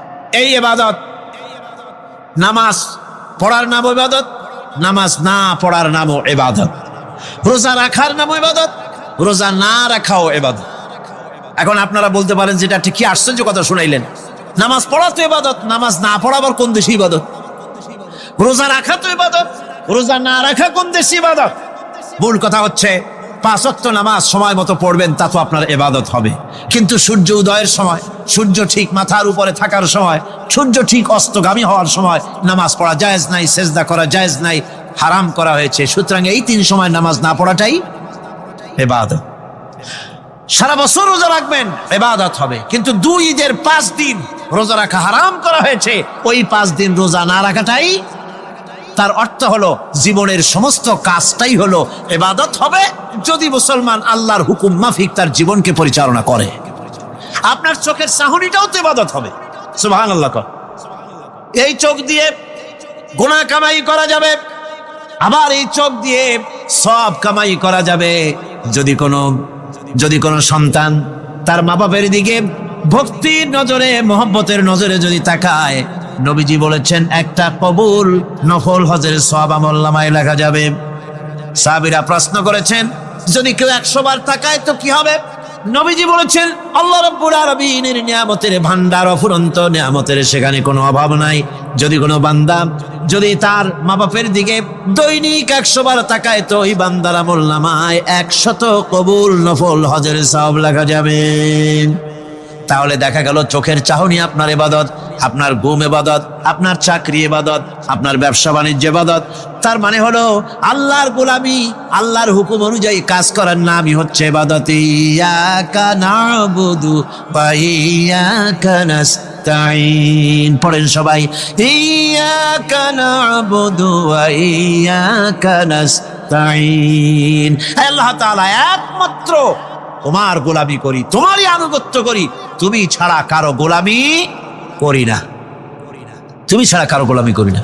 এখন দোকানদার নামাজের মধ্যে পড়লো ইয়াকা নাবুদু। ইয়াকা নাবুদু, নাবুদু শব্দটা হচ্ছে মোজারের সিগা। এটা এর মধ্যে 2টা কাল পাওয়া যায়, বর্তমান আর ভবিষ্যৎ, 2টি কাল পাওয়া যায়। নাবুদু এই শব্দ দিয়ে বোঝানো হচ্ছে কি, আল্লাহ পাক এই নামাজের ভিতরে যেমন তোমার হুকুম পালন করে নামাজ আদায় করছি, যেমন নামাজের ভিতরে কিছু খাওয়া যায় না, বাইরে খাওয়া জায়েজ ছিল, নামাজ পড়ছি বলে খানাটা আমার জন্য হারাম হয়ে গেছে। কথা বলা জায়েজ ছিল, নামাজের ভিতরে কথা বলা হারাম করে দিলাম। এদিক ওদিক তাকানো জায়েজ ছিল, নামাজের ভিতরে এদিক ওদিক তাকানো বন্ধ করে দিলাম। তার মানে আমার জন্য চিরস্থায়ী, সব সময়ের জন্য আমার জন্য হালাল করে দেওয়া জিনিসগুলি এই নামাজের ভিতরে অল্প সময়ের জন্য হারাম করে প্রমাণ করে দিলাম। মাবুদ গো, এই নামাজের পরে চিরস্থায়ী হারামগুলিও এইভাবে আমার জন্য হারাম করে নেব। ইয়াকা নাবুদু, নামাজটা পড়ছি যেভাবে করে, নামাজের বাইরের জীবন চালাবো সেইভাবে করে। সেজদা দিলেই তো সওয়াব হয়। সেজদা দিলে কি হয়? সওয়াব হয়। যদি কেউ 5-6টা সেজদা দিয়ে দেয় 1 রাকাতের মধ্যে, তো কি হবে? যদি কেউ নামাজ পড়লে তো সওয়াব হয়। ফজরের নামাজ যদি 4 রাকাত পড়ে তো কি হবে? মাগরিবের নামাজ যদি 2 রাকাত পড়ে অথবা 4 রাকাত পড়ে তো কি হবে? ইচ্ছে করে যদি এভাবে করে, ভুল করবে নয়, ইচ্ছে করে যদি করে, তাহলে আল্লাহর আইনের সঙ্গে বিরোধিতা করছে বলে সে বিদ্রোহী হিসাবে প্রমাণিত হবে।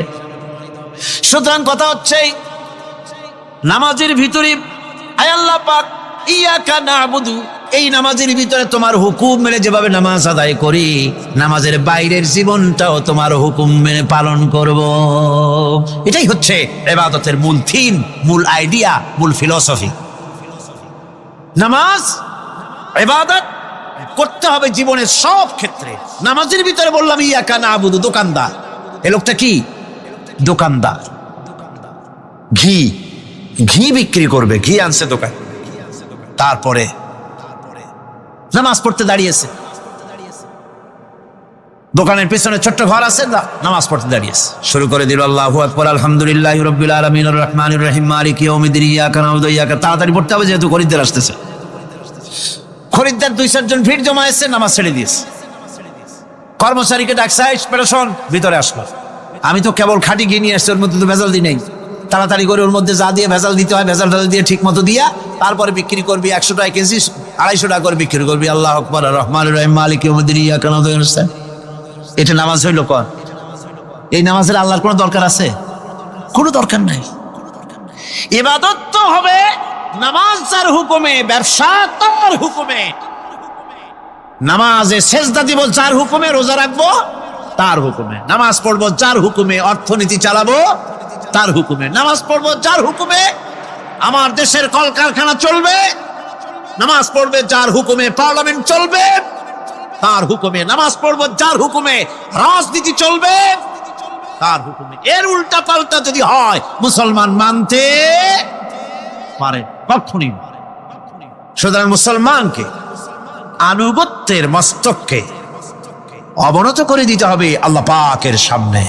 আল্লাহর সঙ্গে আর বান্দার সঙ্গে হক আছে। বান্দার উপরে আল্লাহর হক এবং আল্লাহর উপরে বান্দার হক কি? এ ব্যাপারে একটি হাদিস আপনাদেরকে শোনানো যায়। হাদিসটি হচ্ছে ওয়ান মুআজ বিন জাবাল রাদিয়াল্লাহু তাআলা আনহু قال كنت رديف النبي صلى الله عليه وسلم على حمار فقال لي يا معاذ أتدري ما حق الله على العباد وما حق العباد على الله। হযরত মুআজ বিন জাবাল রাদিয়াল্লাহু তাআলা আনহু বলেন যে আমি রাসূল করিম সাল্লাল্লাহু আলাইহি ওয়াসাল্লামের পেছনে তার গাধায় সওয়ার ছিলাম। তিনি আমাকে জিজ্ঞেস করলেন, মুআজ তুমি কি জানো বান্দার উপরে আল্লাহর হক কি এবং আল্লাহর উপরে বান্দার হক কি? তিনি বললেন, আল্লাহু ওয়া রাসূলুহু আ'লামু, আল্লাহ এবং তার রাসূল খুব ভালো করে জানেন। রাসূল করিম সাল্লাল্লাহু আলাইহি ওয়াসাল্লাম জবাব দিলেন, ক্বালা হাক্কুল্লাহি আলাল ইবাদ আন ইয়াবুদুহু ওয়া লা ইউশরিকু বিহি শাইআ ওয়া হাক্কুল ইবাদি আলাল্লাহ আন লা ইউআযযিবু মান লা ইউশরিক বিহি শাইআ। আল্লাহর নবী বলেন, বান্দার উপরে আল্লাহর উপরে বান্দার হক হতেছে, আল্লাহর উপরে বান্দার হক হতেছে বান্দা আল্লাহ পাকের ইবাদত করবে, আল্লাহর গোলামি করবে, আল্লাহর আনুগত্য করবে, দাসত্ব করবে। সেই আনুগত্য, ইবাদত আর গোলামির ভিতরে কাউকে শরীক স্থাপন করবে না। বান্দার উপরে আল্লাহর হক হতেছে যেই বান্দা আল্লাহ পাকের ইবাদত করবে, গোলামি করবে, আর কোনো শিরক করবে না। কিয়ামতের দিন ওই বান্দা সম্পর্কে আল্লাহর হক হবে, বান্দাকে জাহান্নামের আগুন আল্লাহ পাক হারাম করে দিয়ে তার জান্নাত দিয়ে দিবেন। এটাই হলো বান্দার উপর আল্লাহ পাকের হক। সুতরাং ইবাদত হবে সলিড কার জন্য? আল্লাহ পাকের জন্য। জোরে বলেন কার জন্য? একমাত্র, কেবলমাত্র, শুধুমাত্র আল্লাহ পাকের জন্য গোলামি হবে। সেই গোলামির কথাটাই আমরা কোরআনে কারীমের মধ্যে সূরা ফাতিহায় প্রত্যেক দিন প্রতি রাকাতে আমরা পড়ি, ইয়্যাকা না'বুদু ওয়া ইয়্যাকা নাস্তাঈন। আয় আল্লাহ তাআলা, কেবলমাত্র তোমারই ইবাদত করি, কেবলমাত্র তোমারই দাসত্ব করি, আর কারো আনুগত্য দাসত্ব করি না। এই গোলামি, এই দাসত্ব আল্লাহ পাক আমাদেরকে করার তৌফিক দান করুন। আমরা বলি আমিন। আমাদের জীবনে ওঠায় বসায়, চলায় ফেরায়, বক্তৃতায়, ভাষণে, বিয়েতে, শাদীতে, আমাদের ইলেকশনে, আমাদের নির্বাচনে, আমাদের অর্থনীতিতে, রাজনীতিতে, আমাদের সমাজনীতিতে, পরিবারের নীতিতে, জীবনের সব ক্ষেত্রে আমরা গোলামি যেন করতে পারি কার? আল্লাহ পাকের। নামাজের ভিতরে যে কথাটা বলি, এই কথাটা যেন আমাদের বাস্তব জীবনে আমরা কার্যকরী করতে পারি। আল্লাহ পাক যেন তৌফিক দান করেন। মুনাজাতের জন্য দাঁড়ানো লোকেরা সব বসেন। মুনাজাত, মুনাজাত, মুনাজাত, দাঁড়ানো লোক সব বসেন। আর একটু জোরে সরে জিকির করেন, লা ইলাহা ইল্লাল্লাহ। ইয়া আইয়ুহাল্লাযীনা আমানুত্তাকুল্লাহ ওয়া দারু মা বাকিয়া মিনার রিবা ইন কুনতুম মুমিনিন।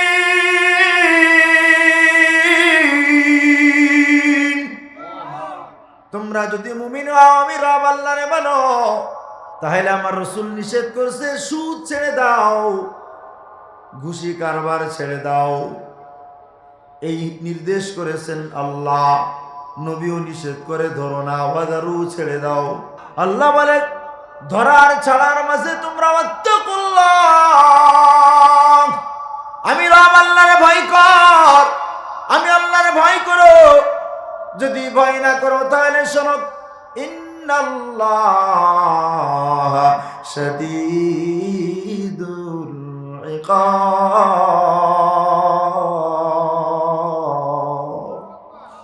আমি আল্লাহ যদি ধরার ছাড়ার মাঝে আমি রব আল্লাহর ভয় না করো, তাহলে আমি আল্লাহ কিন্তু কঠোর শাস্তি দেওয়ালা। আমি রব আল্লাহ তোমাদের কঠিন শাস্তির সম্মুখীন করব। আমি রব আল্লাহর মহব্বত চাও, ফাত্তাবিউনি, আমি পয়গম্বরের অনুসরণ অনুকরণ করো। আমি পয়গম্বরের যদি সাচ্চা অনুসরণ করতে পারো, বাস্তবে অনুসারী হতে পারো, ইউহিব্বুকুমুল্লাহ, তোমরা আল্লাহরে কতটুকু ভালোবাসবা জানি না, তবে আমি রাসূলকে আল্লাহ নির্দেশ করেছে। আল্লাহ বলে, ও নবী, কোন উম্মত যদি আপনার পূর্ণ অনুসরণ অনুকরণ করে, আমি আল্লাহ নিজে তারে ভালোবাসবো।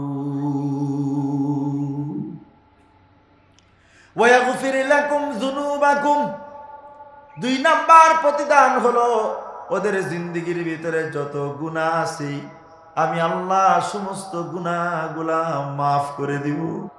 হযরতে উসমান রাদিয়াল্লাহু আনহু ইসলাম গ্রহণের আগে বড় শান শৌকতের সাথে চলতেন, কারণ উসমান রাদিয়াল্লাহু আনহু ছিলেন ধনী ব্যক্তি, বড় শান ছিল ওনার।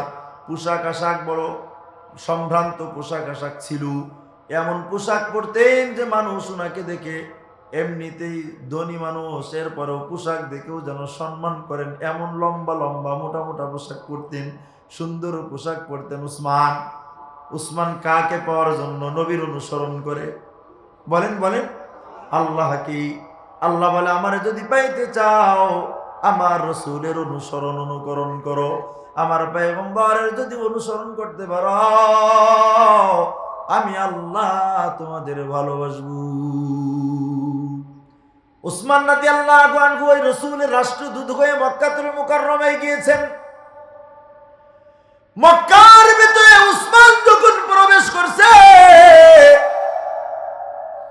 উসমানের পোশাকের দিকে তাকায়া কাফেরদের চোখ বড় বড় হয়ে গেছে। উসমানের মুখের ভিতরে এখন ভৎসনা দেয়, থুতু মারতেছি, লাঞ্ছনা করে, আরে উসমান কি ব্যাপার? ওরে উসমান, কি একটা ধর্ম গ্রহণ করলে যে তোমাকে বুকা বুকা লাগে, তোমার দেখতে ভালো লাগে না, নিম্ন শ্রেণীর মানুষের মতো তোমার দেখতে মনে হয়। কিন্তু উসমান রাদিয়াল্লাহু আনহু নবীর সাচ্চা গোলাম, সাচ্চা নবীর আশিক। উসমান রাদিয়াল্লাহু আনহু একটা জবাব দিছেন, এ ভাই যারা আছেন আমার সামনে একটু বলেন, আমরা কি কারোর ভৎসনায়, কারোর তিরস্কারে, কারোর থুতু নিক্ষেপে আমরা ইসলাম ছেড়ে দিব? নবীকে ছেড়ে দিব? আল্লাহকে ছেড়ে দিব? কোরআন ছেড়ে দিব? ঈমান ছেড়ে দিব? কারণ আমরা পেতে চাই কাকে? আল্লাহ কয়, আমাকে পাইতে চাইলে আমার নবীর অনুসরণ কর। উসমান রাদিয়াল্লাহু আনহু ডাক দিয়ে বলে, ও মক্কার বেঈমানের দল! মক্কার কাফেররা যখন উসমানকে লাঞ্ছনা দেয়, উসমানকে ভৎসনা দেয়, তিরস্কার করে, উসমান রাদিয়াল্লাহু আনহু ডাক দিয়ে বলে, ও কাফেরের দল, আতাতুরকু সুন্নাত হাবিবি বিহাউলাইল হুমাকা। ও মক্কার মক্কার কাফেরের দল, বেঈমানের দল, ও বোকার দল, তোমাদের এই বোকামির কারণে আমি কি আমার পেয়ারা রসুল মুহাম্মদ আমার নবীর সুন্নাতকে ছেড়ে দেব নাকি?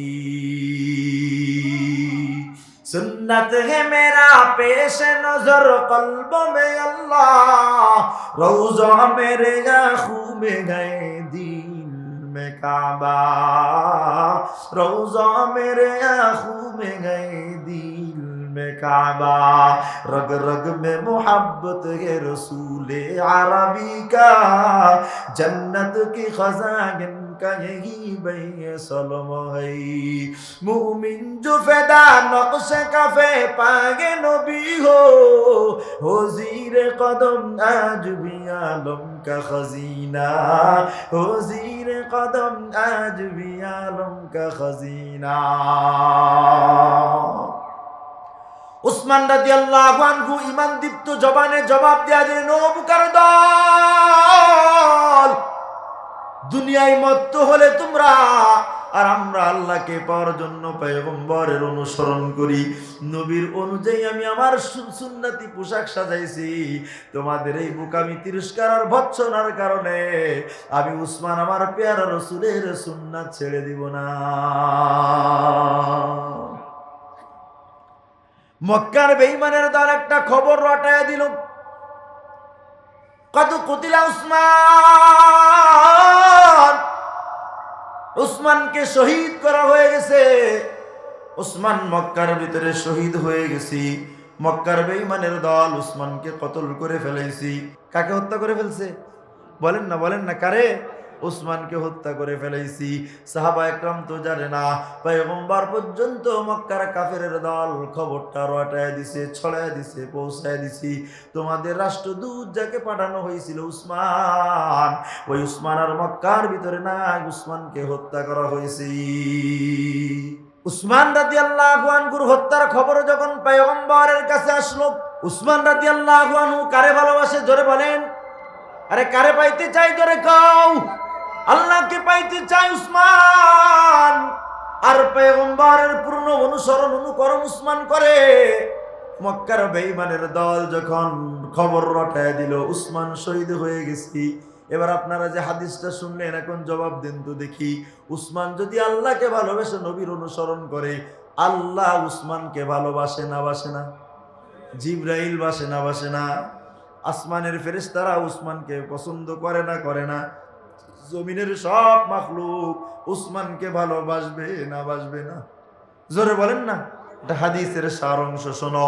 উসমানের খবরটা যখন সাহাবা কেরামের কাছে পৌঁছায় গেল, ও পয়গম্বর, উসমানকে তো মক্কার ভিতরে হত্যা করা হয়েছে, কতল করা হয়েছে।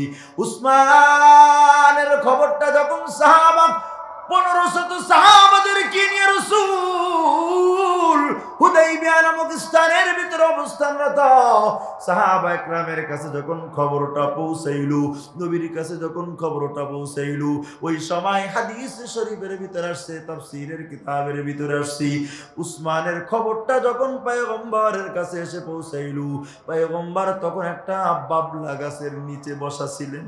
কোন জায়গায়? জোরে বলেন। হুদাইবিয়া নামক স্থানে পয়গম্বর একটা বাবলা গাছের নিচে বসা। সাহাবা একরামের কাছে যখন খবরটা পৌঁছায় গেল, সাহাবা একরাম তো উসমানকে মহব্বত করবে না? আরে এটা দুনিয়ার মাখলুকের উসমানের মহব্বত দুনিয়ার মাখলুকের দিলের ভিতরে আছে না? তাহলে সাহাবা একরামের ভিতরে উসমানের মহব্বত আছে কিনা বলো? কেমন মহব্বত আছে তাকাও। উসমানের জন্য সাহাবা একরাম কতটা পাগল দেখো। সাহাবা একরাম পয়গম্বরের হাতটা টান দিয়ে বলে, গো নবী, ও পয়গম্বর, আমাদের ভাই উসমানকে মক্কার কাফেররা হত্যা করেছে, শহীদ করেছি, পয়গম্বর হাতটা দিন। আমাদের ভাই উসমানের রক্তর বদলা নেওয়া ছাড়া আমরা 1500 সাহাবা কেউ আমরা মদিনায় ফিরে যাব না। উসমান রাদিয়াল্লাহু আনহু রক্তের বদলা নেওয়ার জন্য সাহাবা একরাম নবীর হাতে হাত দিয়া বাইআত গ্রহণ করলেন। বাইআত আলাল জিহাদ। ও রাসূল, আমাদের ভাই উসমানকে হত্যা করেছে মক্কার বেঈমানের দল, আমাদের জীবন চলে যাবে, তারপরেও আমরা উসমানের রক্তের বদলা নেওয়া ছাড়া মদিনায় ফিরবো না। দিন আপনার হাতটা টান দিন। সাহাবায়ে কেরাম নবীর পয়গম্বরের হাতের উপরে হাত দিয়া একে একে একে একে একে একে একে একে একে একে একে একে 1500 সাহাবা নবীর হাতে হাত দিয়া জিহাদের উপরে বায়াত গ্রহণ করলেন। সাহাবায়ে কেরাম উসমানের মহব্বত প্রকাশ করে দিলেন যে আমরা উসমানের রক্তের বদলা নেওয়া ছাড়া মদিনায় যাব না। আল্লাহ পাকের কাছে এত পছন্দ হয়েছে, পয়গম্বরের কাছে সঙ্গে সঙ্গে আল্লাহ আয়াত নাজিল করে দিয়েছেন, ওগো নবী, উসমান আমার মহব্বত করতে গিয়ে আপনার সুন্নতের অনুসারী হয়ে গেছি। উসমানের মহব্বত আমি আল্লাহ সব মাখলুকের দিলের ভিতরে পৌঁছায় দিছি। সাহাবায়ে কেরাম যেহেতু উসমানের মহব্বত প্রকাশ করছে, পয়গম্বর, ইন্নাল্লাযীনা ইউবাইউনাকা ইন্নামা ইউবাইউনাল্লাহ। আল্লাহ ডাক দিয়ে কয়, গো পয়গম্বর, 1500 সাহাবা যখন আপনার হাতে হাত দিয়ে বায়াত গ্রহণ করলো জিহাদের উপরই, ও পয়গম্বর শুনে নেন, শুধু সাহাবায়ে কেরাম আপনার হাতে হাত দিয়ে বায়াত গ্রহণ করছে বিষয়টা এমন না। ইন্নামা ইউবাইউনাল্লাহ, আল্লাহ নিজেও আপনার হাতে হাত দিয়ে উসমানের রক্তের বদলার জন্য আল্লাহ স্বয়ং বায়াত গ্রহণ করছি। আমাদের ভাই উসমানকে ওরা বিনা অপরাধে হত্যা করেছে। ও পয়গম্বর, আমরা উসমানের রক্তের বদলা নেওয়া ছাড়া মদিনায় ফিরবো না। মানে আমরা উসমানকে মহব্বত করি, উসমানের মহব্বত প্রকাশের জন্য জীবন দিব, উসমানের রক্ত বৃথা যেতে দিব না। মহব্বত প্রকাশ করলো সাহাবায়ে কেরাম। দুনিয়ার একটা সাধারণ মাখলুক যদি আল্লাহর একজন প্রেমিকের জন্য মহব্বত প্রকাশ করার জন্য নিজের জান দিতে পারে, নিজের জান দেওয়ার জন্য প্রতিজ্ঞাবদ্ধ হতে পারে, দুনিয়ার একটা সাধারণ মুসলমান সাহাবায়ে কেরাম রাদিয়াল্লাহু আনহুম, তারা সাধারণ না, অসাধারণ। সাহাবায়ে কেরামের ঈমান বড় খাঁটি ঈমান। সাহাবায়ে কেরাম একজন আল্লাহর আশিক রাসূলের সাচ্চা গোলামের জন্য যদি নিজের জানটা বিলাই দেওয়ার জন্য বায়াত গ্রহণ করতে পারে, বলো তো দেখি এই মানুষের থেকে আল্লাহ তার আশিক প্রেমিকের জন্য বেশি কৃপণ নাকি আরো উদার? জোরে বলেন না। তো দুনিয়ার মানুষ যদি আল্লাহর একজন প্রেমিক, একজন নবীর সাচ্চা গোলামের জন্য জীবনটা বিলাই দেওয়ার জন্য বায়াত গ্রহণ করতে পারে, আল্লাহ বলে, ও পয়গম্বর, আমিও আপনার হাতে হাত দিয়া আমিও উসমানের রক্তের বদলা নেওয়ার জন্য যে বায়াত গ্রহণ করলাম, বাস্তবে ও পয়গম্বর এটা আমার বায়াত না, এটা শুধুমাত্র উসমানের মহব্বত আমি আল্লাহ বায়াতের মাধ্যমে প্রকাশ করে দিলাম। আমি আল্লাহ উসমানের মহব্বত প্রকাশ করে দিলাম। ওই যে আল্লাহ পাক আয়াতের ভিতরে বলছে, ইন কুনতুম তুহিব্বুনাল্লাহ, তোমরা যদি আল্লাহরে ভালোবাসতে চাও তো ফাত্তাবিউনি, নবীর অনুসরণ করো, ইউহিব্বুকুমুল্লাহ, তাহলে ভালোবাসবেন কে?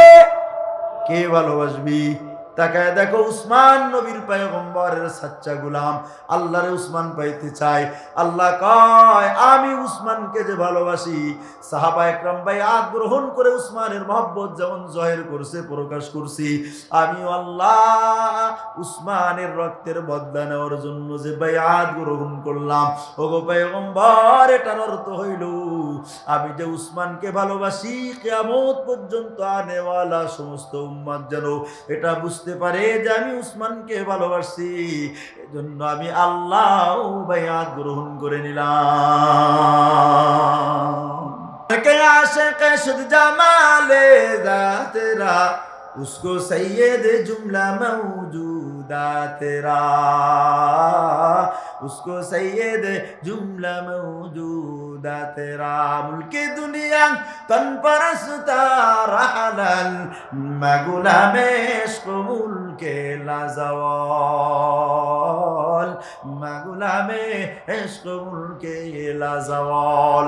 আল্লাহরে যদি ভালোবাসো, আল্লাহ তোমাকে ভালোবাসবি। উসমান আল্লাহরে ভালোবাসে না, তাহলে আল্লাহ উসমানের মহব্বত প্রকাশ করছেন। তাহলে বলেন তো দেখি উসমানকে ভালোবাসেন কি?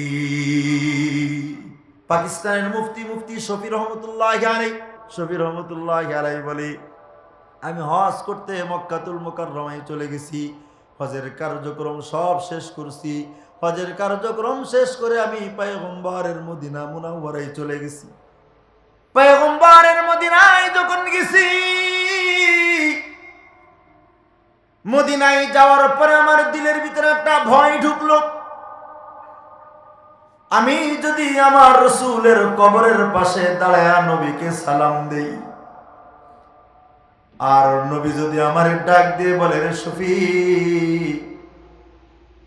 তুই আমার অমুক সুন্নাতটা ছেড়ে দিয়েছিস, আমার অমুক সুন্নাতটা তুই মানিস নাই, নবী যদি আমাকে এভাবে একটা ভৎসনা দেয়, এই ভয়ে আমি রাসূলের কবরের পাশে গিয়ে নবীরে সালাম দেই না। মদিনার ভিতরে আমি গিয়েছি, নবীর প্রেম আমার ভিতরে এত বেশি ছিল, পুরা মদিনার ভিতরে আমি শফি জুতা পায়ে দিয়ে হাঁটি নাই, খালি পায়ে রওজার চতুর্দিক বহু দূরে দূরে ঘুরে ঘুরে ঘুরে ঘুরে ঘুরে ঘুরে ঘুরে ঘুরি আমি নবীকে কয়েকদিন পর্যন্ত সালাম দিতে লাগলাম। মনের ভিতরে যে ভয়, আমার নবী না জানি বলে দেয় আমার সুন্নাতের অনুসরণ তুই করিস নাই, এই ভয়ে আমি নবীর রওজার পাশে দাঁড়ায় সালাম দেই না। কারণ তিনি তো জিন্দা নবী, কবরে এখনো জীবিত। নবী যদি আমারে ভৎসনা দেয়, আমার মুখ দেখাবো কেমনে? আমি নবীর রওজার পাশে যাই না। কয়েকদিন চলে গেছি, হঠাৎ করে একদিন রাত্রবেলায় আমি মদিনার ভিতরে ঘুমায় গেছি। স্বপ্নের ভিতরে তাকায় দেখি পয়গম্বর মুহাম্মদুর রাসূলুল্লাহ সাল্লাল্লাহু আলাইহি ওয়াসাল্লাম আমার স্বপ্ন যোগে নবী আমার সামনে হাজির হয়ে গেছি। আমারে ডাক দিয়ে আমারে, শফি, কেন আমার কবরের কাছে আসো না?